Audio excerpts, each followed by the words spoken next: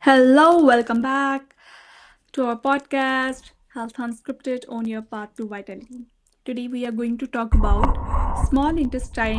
intestinal bacterial overgrowth, also known as SIBO. So it is entirely misunderstood, and here we have Mr. Anil to clarify all the aspects about it. So, Mr. Anil, I want to ask you. So, when it comes to gut health, along with digestion issues, leaky gut, and allergies, the word SIBO always arrives and it often comes up. What exactly is SIBO and what are the classic symptoms people should look out for? Mridula, hello, how are you? I'm Yeah, good. SIBO stands for Small Intestinal Bacterial Overgrowth. So that means the bacteria is in the wrong place. And the symptoms then would be similar to, the IBS, like bloating, gas, belching, and cramps. And one would be often having alternating diarrhea and constipation, either diarrhea, constipation, or both. So that also is kind of a hallmark that it can be SIBO, small intestinal bacterial overgrowth in the small intestines. Because bacteria not usually, bacteria are supposed to be in the large intestine, the colon. So when they are in the Okay, small intestine, interesting. that is Like, SIBO. not the. So, what about the gut microbiome? Like, it is also bacteria, right? And it is not present in small intestine?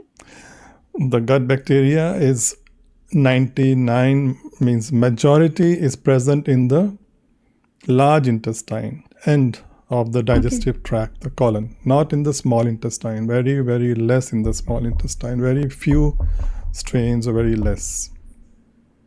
okay, Okay. okay.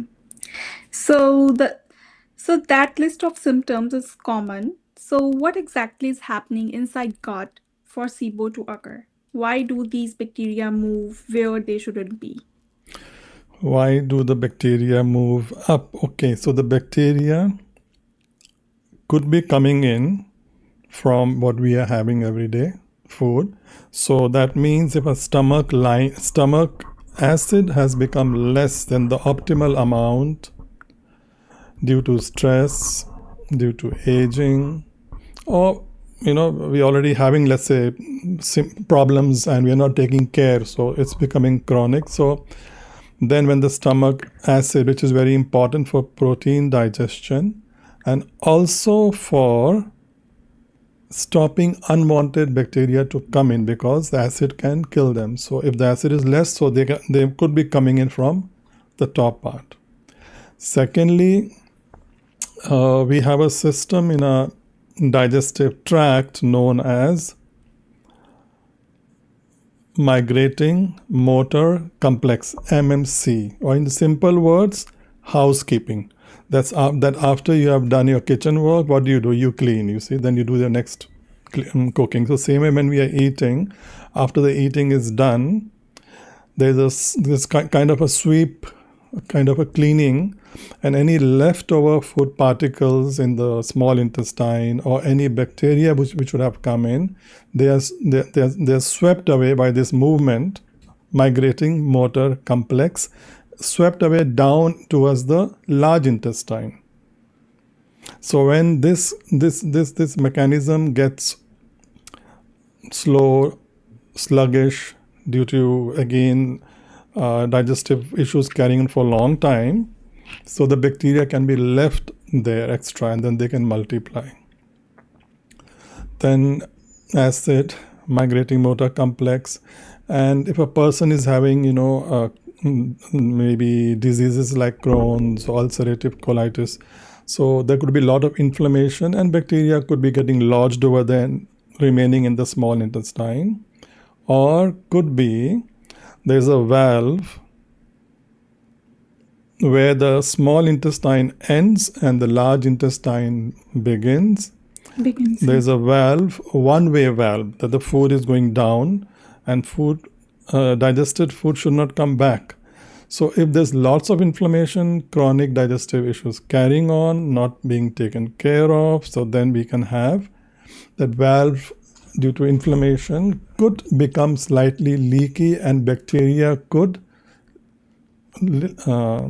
leak through that and start coming up. So when they come up, so if situation is not resolved, so they can multiply, they can grow. So that's how the bacteria reaches the small intestines. Right. So what was your question again? That was that or something else also? So my question was like, why do these bacteria move where they shouldn't be? Yes. So because of these reasons, the bacteria would lodge and come up in the wrong place. Right. And naturally then they are not supposed to be there. So then this problem happens because when we eat our meals, the food is supposed to be digested for us, not for the bacteria. So the bacteria gets to eat what the human body cannot eat, cannot digest. That is the fiber. So when we have digested the food, the undigested part, the fiber, reaches the large intestine. In the large intestine, that's where the bacteria colonize, they live, and there they use this small bacteria for their purpose, and they produce for us lots of beneficial molecules, right? But when this bacteria reaches the small intestine, so instead of only fiber, they also get proteins, carbohydrates. So they start fermenting those foods. So fermentation leads to gas.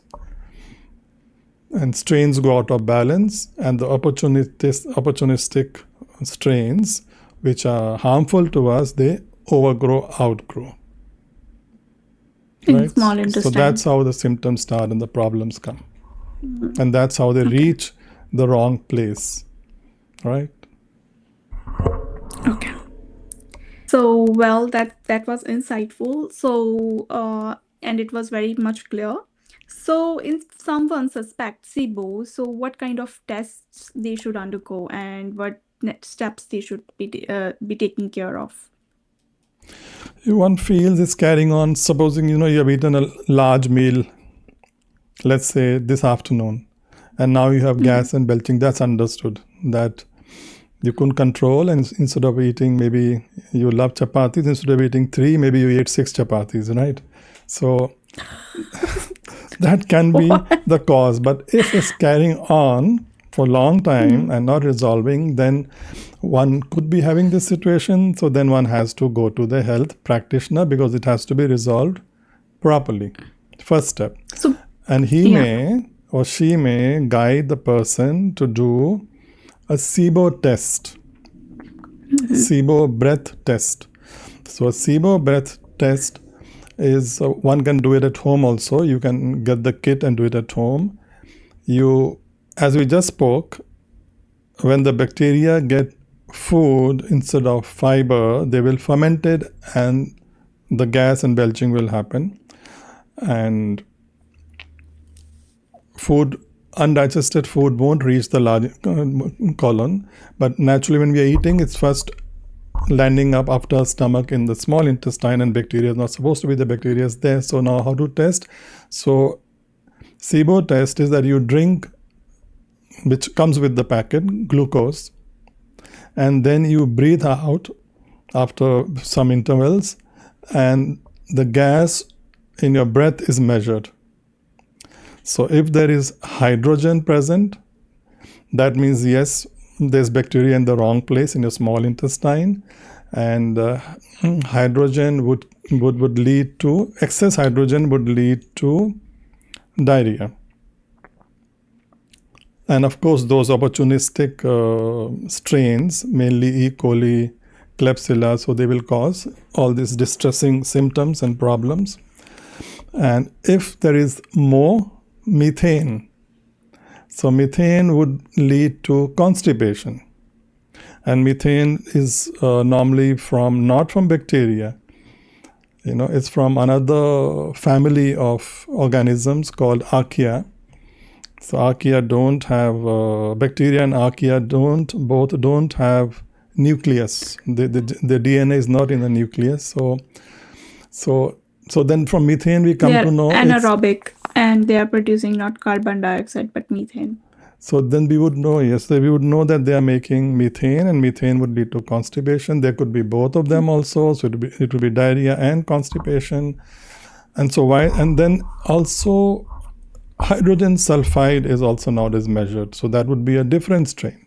So why does it help to know these different strains? Because if you're a health practitioner, doctor decides to give you antibiotics, a particular antibiotic won't affect archaea. It'll affect only the bacteria.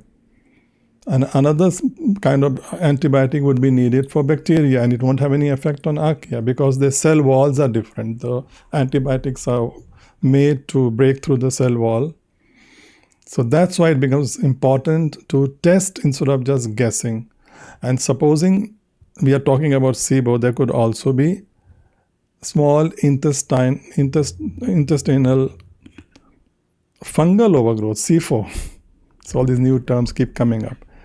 Now, antibiotics won't affect fungals. You need antifungals. Yeah. So either your doctor decides to give you antibiotics or antimicrobials, herbal supplements. They also are targeted. Certain are meant for fungus, certain are meant for archaea, certain would be better for bacteria. So that's why professional guidance would be necessary. And these tests are quite easily available through your practitioner or even online, but still you need the guidance of a practitioner. Right.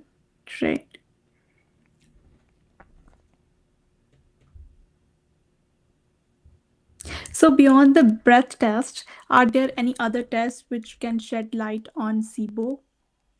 Yes, for chronic unresolved digestive issues which are not going away after you're taking care of your diet and not eating chemical synthetic foods, eating natural and careful about toxins, but still you see the problems are carrying on, lingering on. There are very good tests. Many companies make them stool tests. So they show a very good picture of what's happening inside our gut. There are some which are qualitative, means they can only show us the diversity of the strain. Are the good strains less and the bad ones more? But there are many tests which will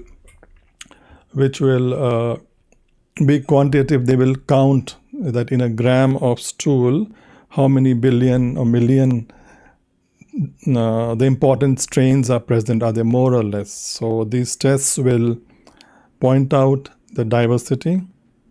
They will separately point out the pathogenic strains. They will show us the virus is present or not present. And one can come to know about the bacteria separately, the fungals separately it will show up, parasites will be shown up separately. And people all must have heard about H. pylori because that's also a part of our stomach. Bacteria lives there, but in controlled numbers. And if acid levels drop, they'll love to thrive with less acid, or when they're thriving, they'll push the acid levels down more. So these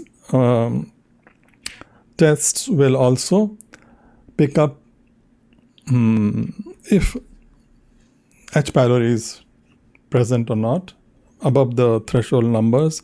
And some tests will even show us if there are virulence factors of the H. pylori bacteria, means more detailed genetic information from the H. pylori, and if the virulence factors are there, that makes it more deadly, more.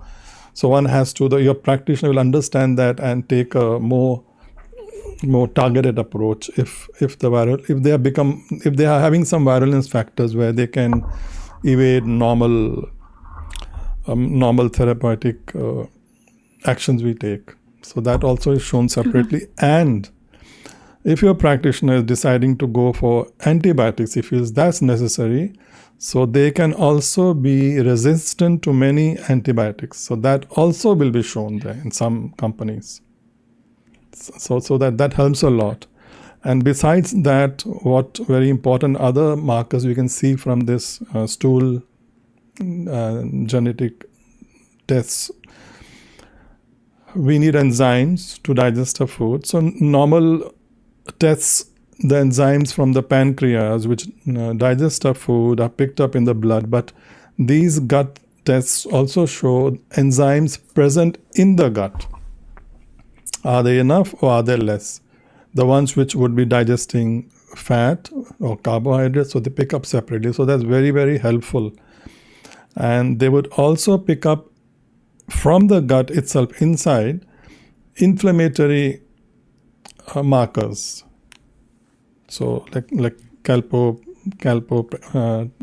I always get confused with the word. So the name.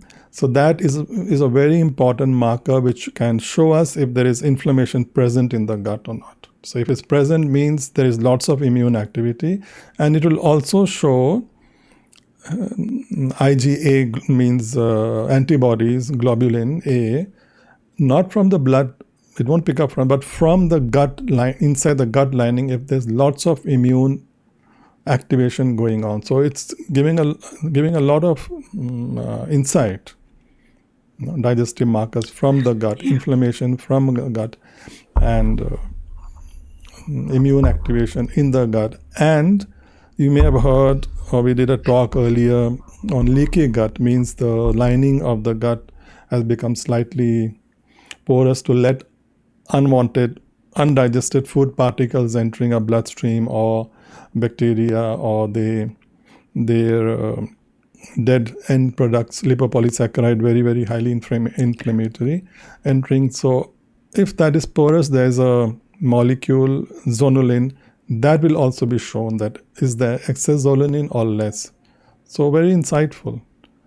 And if any microscopic fecal blood is present, would be picked up. So this will help your practitioner a lot to know what really is going on. And one could come to know about SIBO from this also, naturally, because it's giving a full picture of your gut from your stomach right till your colon, where the main bacteria and things are active there also. Right. So when we are having digestive gut problems, SIBO, or this is a kind of part of it, so naturally there's going to be breakdown of nutrients, absorption of nutrients is going to be compromised. So it will affect entirely a whole body. Everything will be affected when nutrients for cellular functioning is not present, and serotonin, happy.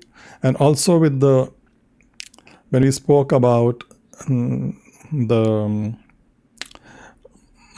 migrating motor complex and low acid, so also to help us with the with the movement of the muscular movement of the intestine to push food down, serotonin, the happy hormone, which is made in the lining of the gut, also has a role in motility for peristalsis.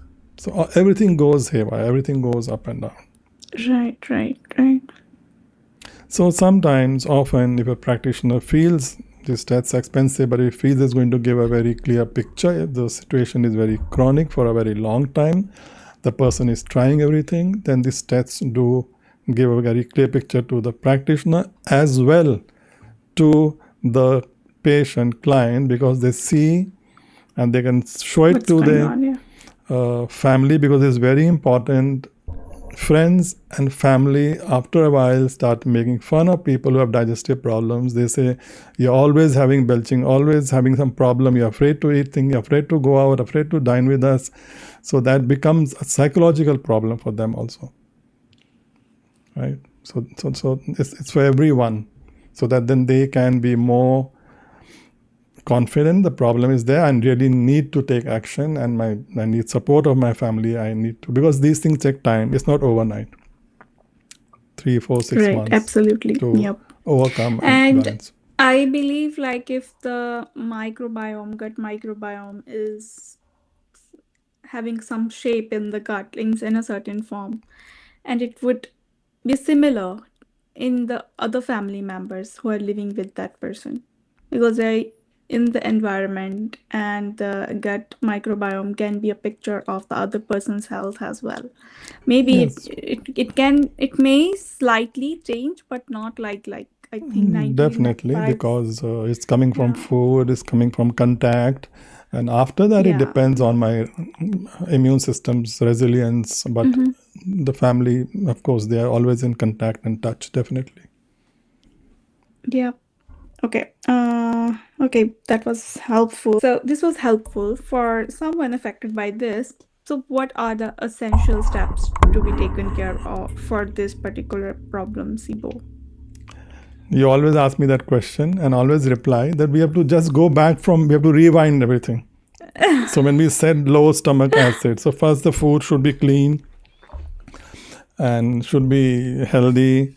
Then we have to see that the stomach acid, a person could be under medication of proton pump inhibitors or histamine Yeah, those things I was receptor thinking when you were blockers. speaking about. So they are Mm-hmm. wonderful. They are great for the moment, but not for long term, because they are going to block protein digestion, and less acid means more of things, Right. unwanted things can come in. So that they have to talk to Right. we have to see that motor migrating complex to be functional. We need the body, the digestion to get rest. That's when the housekeeping is done. If at your home or your dining table, if you are like eating at home 24 hours, this is not 24 night time you're sleeping, but maybe 12 hours you're eating continuously at your home, I don't know. So when can you clean the table, dining table? You need a break. So Absolutely. we Yeah, have we need to to clean it. have the discipline of eating maybe thrice and a snack, or twice and a snack, and that's it.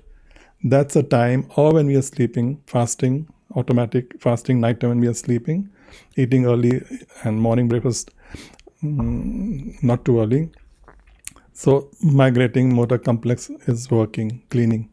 But if you are grazing the whole day, like you see cows are doing, so this machinery, this function is not that active, cannot work.